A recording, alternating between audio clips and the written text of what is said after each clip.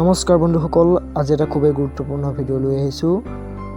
বন্ধুসকল, আজি মুখ্যমন্ত্ৰী ডাঙৰীয়াই সংবাদমেল যোগে ঘোষণা কৰিছে ছেপ্টেম্বৰ মাহত বহুতো খালী হৈ থকা চৰকাৰী পদৰ নতুন বিজ্ঞাপন ওলাব।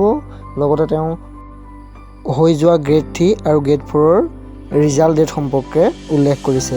আহকচোন আমি মুখ্যমন্ত্ৰী ডাঙৰীয়াৰ ভিডিঅ' ক্লিপটো আমি এবাৰ ভালদৰে চাই লওঁ। সিদ্ধান্ত লৈছে ছেপ্টেম্বৰ মাহত 5টা কামাণ্ডো বেটেলিয়নকে ধৰি আমি আৰু 10,000 চাকৰি আমাৰ নিবনুৱা ল'ৰা ছোৱালীসকলৰ কাৰণে আমি আগবঢ়াম।